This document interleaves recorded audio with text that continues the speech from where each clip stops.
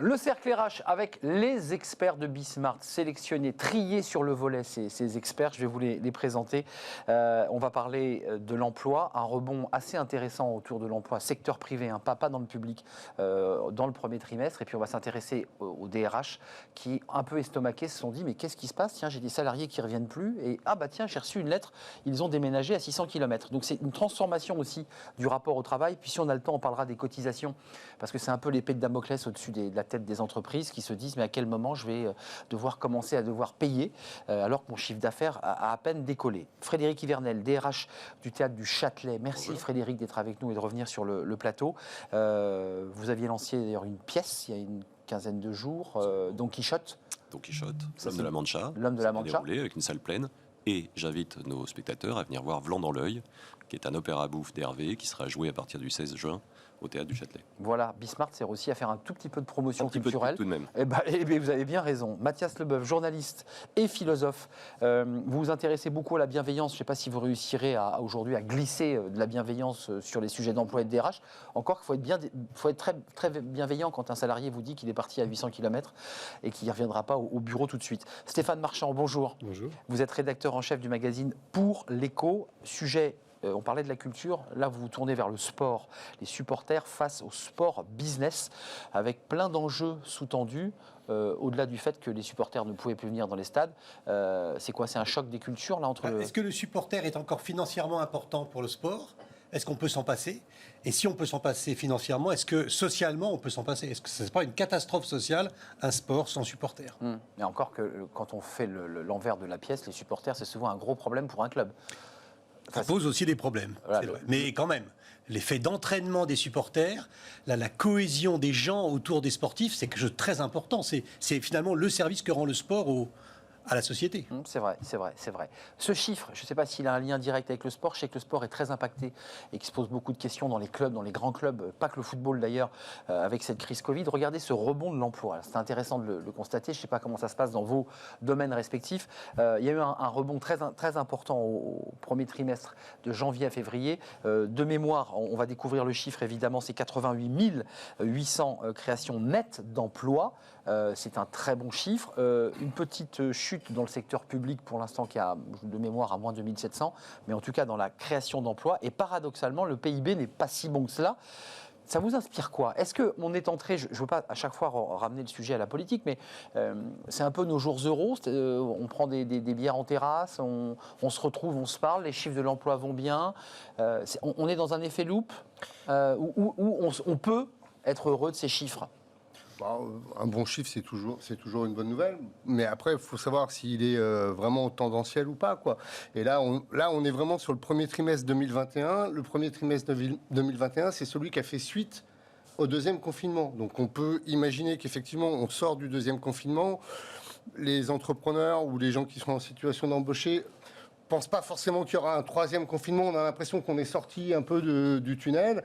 Donc l'emploi repart. Attendons les chiffres qui vont venir derrière. Derrière, ça risque d'être une autre musique, quoi. Moi, je me méfie toujours. Et puis, il ne faut pas oublier aussi qu'il y a l'exploitation qu'on fait de ces chiffres. On rentre dans une période préélectorale. Donc, bien évidemment, c'est des chiffres qu'on met en avant qui sont bons. Bon, ça fait pas de mal, hein, c'est sûr. Un chiffre, il vaut mieux ça qu'avoir un chiffre... Qu'un effondrement de l'emploi. Qu'un effondrement, mais ça reste à relativiser, à mon avis, et à consolider surtout. Stéphane Marchand, quelle est votre sensation? Parce qu'à travers ce chiffre, les Français, on sait que l'économie marche à la confiance. Ils se disent, ça repart. Le PIB n'est pas aussi bon qu'on l'avait imaginé, encore que par rapport aux autres pays européens, on a un très bon rebond du PIB, mais c'est positif tout ça? Ça augure d'une bonne rentrée? C'est vrai qu'il y a 88 000 emplois en plus. C'est vrai aussi que si on compare à la fin 2019, on a quand même un retard de 340 000 emplois. Donc une bonne nouvelle d'un côté, un retard de l'autre qui n'est pas encore... Oui, parce qu'on partait de bas. Hein. Oui. Et puis, la réalité, c'est qu'énormément d'entreprises, notamment des restaurants, des hôtels, n'arrivent pas à embaucher. J'allais y venir. À cause des problèmes de transport, de voyage, les gens qui viennent de l'étranger ne peuvent pas venir travailler en France. Les saisonniers agricoles aussi ne peuvent pas venir. Donc, il y a un manque à gagner, probablement de 500 000 emplois en ce moment. Donc, c'est à la fois une très bonne nouvelle, parce que la machine à aspirer l'emploi, c'est bien. Mais s'ils ne viennent pas, la machine va se gripper. Frédéric Yvernel, de votre fenêtre, là en l'occurrence, on parlera des DRH évidemment, mais bonne nouvelle, mauvaise nouvelle, il faut le matiner, il faut le relativiser ce chiffre, ou vous dites pour nous c'est de bon augure? C'est de bon augure, c'est une bonne nouvelle. Alors on peut être frileux par rapport à l'évocation de ces chiffres, mais moi je suis toujours satisfait de voir que la croissance repart et que l'emploi également.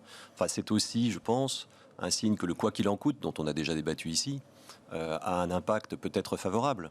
Et que depuis les fonds de solidarité, en passant par les PGE et l'activité partielle qui a été assez largement étendue, il y a eu une espèce de résistance ou de digue par rapport à ce que tout le monde préconisait, en l'occurrence des plans sociaux à répétition.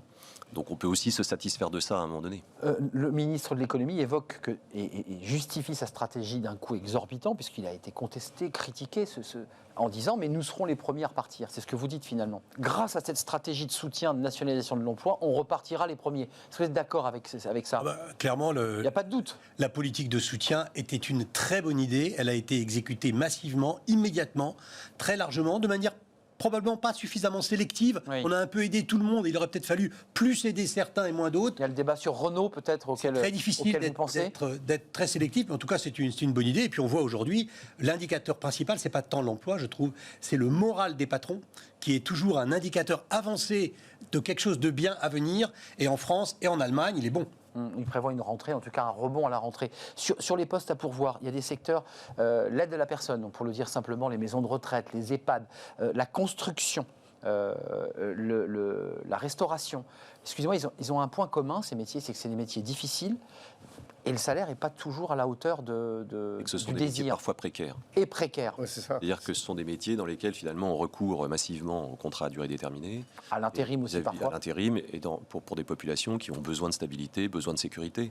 Donc il faut quand même que ces secteurs-là se reposent aussi la question de leur attractivité. Parce que si aujourd'hui on les fuit, c'est qu'il y a de bonnes raisons, et notamment celle des contrats de courte durée, je pense. Frédéric Yvernel, juste une petite bascule, parce que Stéphane est directeur de ce titre, évidemment rédacteur en chef, mais vous êtes chef d'entreprise aussi quand on dirige un théâtre. Vous êtes le DRH, vous êtes dans l'organisation d'une entreprise.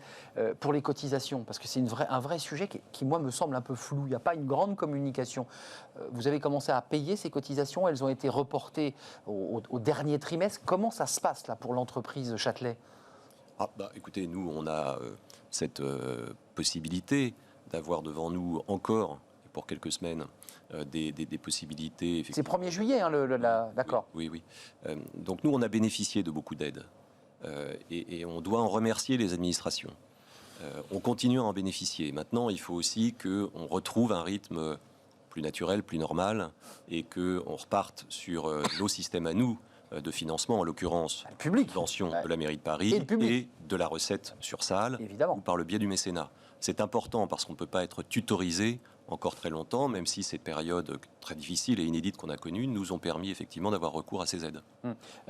Basculons, parce que c'est très lié, c'est la vie de l'entreprise. Est-ce que ça c'est intéressant parce que ça va peut-être vous amener à nous parler de la bienveillance. On a le sentiment, comme ça, que les salariés, après une année hachée, ont médité sur eux-mêmes, se sont beaucoup regardés, se sont introspectés, et on le voit dans ceux qui veulent partir à la campagne et qui partent, on le voit dans ceux qui veulent changer de métier. Est-ce qu'on a modifié notre rapport au travail? Est-ce que vous avez cette impression-là? Et on va venir à nos DRH, un tiers des DRH disent « j'ai des salariés qui ont quitté la ville où ils travaillaient pour aller habiter très loin, et ce n'est pas interdit par la loi, mais ça pose d'énormes problèmes ». Ouais, oui, clairement, cette période a changé beaucoup de choses. Et le retour, la fin du télétravail va poser des problèmes. Pourquoi? Parce que ça a impliqué des nouveaux modes de vie. Oui. On a basculé vers un tout télétravail qui a été un effort aussi pour les salariés. C'est-à-dire que finalement, on a demandé une certaine agilité aux salariés. C'est-à-dire que quand on fait du tout télétravail, on importe à la maison tous les problèmes de boulot. Et son bureau aussi. Et son bureau. Ouais. On importe aussi les problèmes domestiques au boulot. Ouais. Donc ça brouille un peu les limites. Non mais je veux dire, vous considérez qu'on est dans un phénomène sociologique où des salariés, d'une manière irrémédiable, ont dit « moi je change un petit peu de paradigme, je me barre à 600 bornes ». Puis après tout adviendra ce qui adviendra, et puis le DRH se retrouve un peu comme ça devant le fait accompli. Enfin, je veux dire, la loi n'interdit pas. Non, la loi n'interdit pas, mais effectivement, je crois qu'on a on va commencer à mesurer les effets de ce télétravail tout azimut.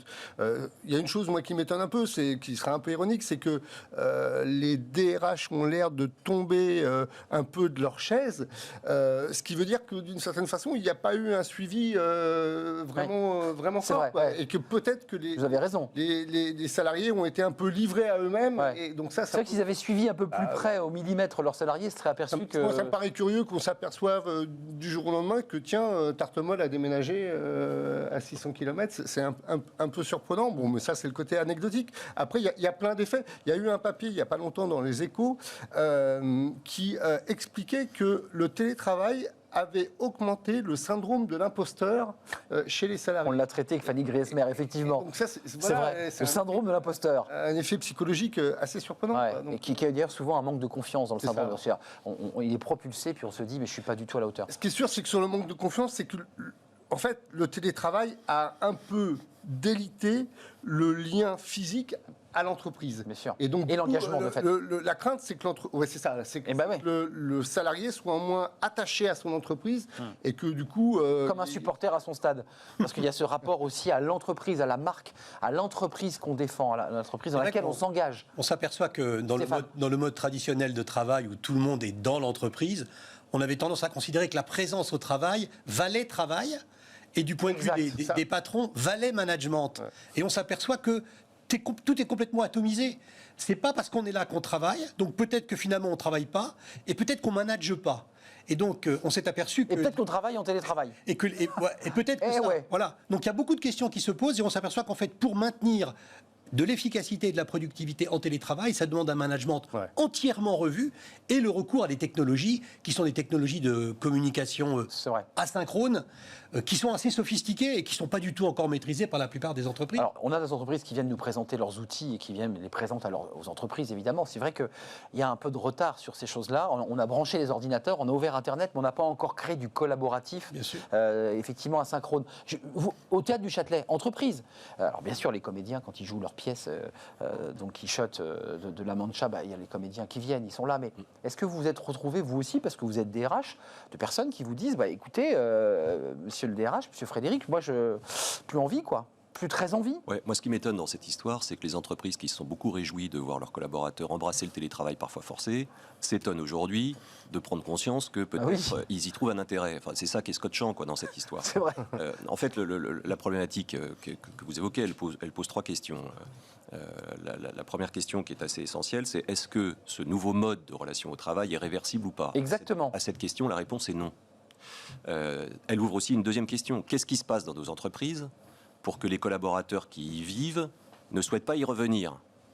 C'est quand même une question qui m'interpelle, moi, puisqu'on nous rebat les oreilles avec le fait que l'entreprise est inclusive, participe du lien social, et puis inversement, on se rend compte aujourd'hui qu'elle peut être un univers de tension, de pression et d'inquiétude. Et puis ça pose une troisième question que vous évoquez, qui est celle du management. Nos managers intermédiaires qui jusque-là étaient finalement en charge, grosso modo, de l'organisation du temps d'un côté et du contrôle de la production de l'autre, se retrouvent un peu dépossédés d'une partie, en tout cas, de ce qu'ils savent par l'autonomie acquise par le salarié. Par l'indépendance et par la rupture du temps. Moi, je pense qu'on est en train de vivre, et je rebondis sur ce que vous disiez à l'instant, probablement en termes d'organisation du travail, la plus grande secousse que l'on ait connue depuis l'industrialisation. Évidemment. Et dont d'ailleurs on ne perçoit pas encore tout à fait je pense qu'on n'a pas encore mesuré complètement les conséquences. Les conséquences, je suis entièrement d'accord. On est au début de quelque chose de nouveau dans le rapport. Mathias. Oui, et puis il y a un problème de dialogue social aussi, parce que la fin du travail a été sifflée un peu unilatéralement et un peu de façon brute. Et moi, je pense qu'il y a beaucoup de salariés qui ne veulent pas être la variable d'ajustement. On leur a demandé beaucoup d'efforts, d'adaptation pour faire ce télétravail, et on leur dit maintenant c'est terminé, il faut rentrer, quoi. Fin de la récré. On veut vous contrôler, voilà. On veut vous avoir à la main, quoi. Là, à mon avis, il y a un vrai manque de dialogue social et de progressivité au sein. Oui, et puis de travail de finesse dans la relation entre le RH et ses salariés. Stéphane Marchand. Vous faisiez allusion tout à l'heure à ce DRH surpris de voir que son salarié a déménagé à 800 km. Il n'y en a pas qu'un seul. Ça me fait penser au fait que les contrats types que l'on voit très souvent dans les embauches, les contrats de travail type lambda, contiennent souvent une clause qui est que il est entendu que le salarié travaille dans la région, dans la zone. Et donc on voit bien que le tremblement de terre auquel vous faites allusion, il a eu lieu et que la norme était tout à fait différente. Non, mais ce que dit Frédéric est intéressant, c'est que tout d'un coup, il y a une sorte d'effet cliquet, c'est qu'ils s'étonnent d'un coup que les salariés qui veulent plus revenir dans la boîte. Il y a quelque chose d'assez étrange. Il y a une nouvelle ère qui est en train de s'ouvrir. Pendant des années, on a demandé aux salariés de s'adapter à l'entreprise. Toujours. Et là, c'est l'inverse. Et là, on est en train de se dire qu'il va falloir que l'entreprise s'adapte au nouveau mode de façon d'être des salariés. Mais pour conclure ce débat, Stéphane, avec toutes les inégalités que ça comporte. Parce que l'entreprise va s'adapter aux data scientists Bac plus 9. Ça va être beaucoup plus difficile. C'est exactement ce que j'allais vous dire. Il y aura une fracture, effectivement. Bien sûr. Entre les talents et les autres. Ce que vous évoquiez, entre ceux qui sont sur scène dans un théâtre, par exemple, ou qui participent à la construction du spectacle, notamment les techniciens, et ceux qui peuvent effectivement être éligibles au télétravail. Ça crée des inégalités, de différences de traitement. Un mot chacun, c'est une question un peu pour la gratter, mais qui mérite presque un thème de débat. Est-ce que c'est le salarié qui fait écho à ce que vous dites, Frédéric? Est-ce que le salarié est en train de prendre le pouvoir? C'est-à-dire qu'on a des entreprises aujourd'hui qui viennent sur ce plateau toute la semaine et qui nous disent, moi, les talents, je suis obligé de vraiment de les attirer, je suis obligé vraiment de leur proposer, alors effectivement les science Bac plus 9, mais est-ce que le salarié dans l'entreprise, secteur privé, est un peu en train de prendre le pouvoir? On le voit là, les DRH se disent, j'ai pas le choix. Sans faire de provocation, j'ai entendu le contraire. Oui, c'est bien, mais j'ai entendu dire la prochaine étape du télétravail, c'est un délitement du salariat, parce que finalement, quand même, le salariat, c'est lié. Je l'ai entendu. L'entreprise, façon un peu militaire, pyramidale, taylorienne, pour être pédant. Et si cette entreprise-là éclate, sa structure d'organisation qui est le salariat peut éclater aussi. Et à ce moment-là, on va entrer dans un monde de freelance. Alors là, c'est beaucoup pour certains, très peu pour d'autres. Voilà. Donc c'est l'inverse. Vous répondez par l'inverse. Vous dites c'est pas tout à fait ça en fait. Il peut y avoir une atomisation du travail et la fin de la notion de rapport de subordination classique. Le talent va peut-être prendre le pouvoir. Le salarié, c'est pas sûr du tout. Ça, c'est ça. Vous en pensez quoi? La grande question, c'est de savoir si cette généralisation du télétravail va se traduire en ubérisation d'un certain nombre de fonctions. Qui avait été évoqué au tout début du télétravail. Voilà. Au tout début, en mars 2021, il y a des papiers dans Le Monde qui évoquaient l'idée qu'on externalise dans des pays à bas coût le travail. Et justement, la réponse à cette question, par exemple, des salariés qui ont déménagé, qui sont à 150 km, la réponse qu'on va apporter à cette question, que les DRH vont apporter à cette question, va déterminer justement si on va aller vers une ubérisation ou si on va revenir vers quelque chose peut-être de plus classique. Effectivement, je pense qu'il y a un caractère irrémédiable à ce phénomène et que ceux qui y ont goûté et qui ont apprécié ne reviendront pas dans l'entreprise. Et ça va être difficile de les faire revenir dans l'entreprise. En tout cas, ils reviendront différemment. Et pour juste conclure sur ce sujet, moi je pense que toutes les réflexions autour de la flexibilité aujourd'hui, qui permettent finalement d'attirer des talents qui reviennent en entreprise alors même qu'ils imaginaient plus de partir sur l'entrepreneuriat. Mais parce qu'on l'organise. Parce qu'ils pensaient partir sur l'entrepreneuriat. Si on veut attirer les talents, aujourd'hui, il faut avoir la capacité à proposer une flexibilité qu'on n'imaginait pas il y a encore quelques temps. Je suis entièrement d'accord. Après, conclusion. Si le télétravail a fonctionné pendant un an, capitalisons aussi cette expérience, que les entreprises capitalisent cette expérience, peut-être en l'assouplissant un peu, en revenant à un panachage un peu plus fort, mais a priori, le télétravail n'a pas si mal fonctionné. Ça a posé plein de problèmes, mais l'économie a continué à tourner vaille que vaille. Le journal, il est sorti. Enfin, je veux dire par là, vos journalistes étaient atomisés, je ne sais où d'ailleurs, peut-être loin. Le journal est sorti, nous on télétravaille beaucoup, mais moi la pression des journalistes de mon équipe, c'est de revenir au bureau. Ils veulent absolument revenir au bureau. Parce qu'ils veulent créer cette dynamique Ils sont très jeunes, ils ont 25 ans, donc c'est peut-être une question aussi de génération. Mais c'est paradoxal d'ailleurs, ils sont jeunes, on pourrait imaginer qu'ils sont très très... Non, ils ont besoin de ce groupe, de créer la dynamique. Ils aiment bien l'effet de groupe, le fait d'être isolé tout seul pendant des mois dans un appartement souvent assez petit. C'est vrai. Voilà, c'est pas non plus rire. Alors, il y a le mythe de la maison de campagne à 800 km. Là, on est dans un autre monde. Tout le monde n'a pas une maison de campagne. C'est un autre monde. Mais qui a ça? Qui peut Dans votre cas précis, il y a aussi le mythe de la rédaction. Ouais. Exact. Une rédaction qui vit, qui se contredit, qui fonctionne dans le chaos. Exact. Ça permet finalement d'avoir les idées de papier, les angles qu'on n'a pas si on travaille seul. Et une énergie Absolument. aussi qui circule entre les confrères. Absolument. Vous êtes tous on est tous du milieu des médias pour le coup, parce que vous êtes aussi passé avant le Châtelet, je crois, dans des groupes audiovisuels. Oui. Donc vous connaissez bien aussi cette énergie qu'on a dans des rédacs, et le fait d'être tout seul dans un bureau, c'est pas toujours très agréable. Merci à vous trois.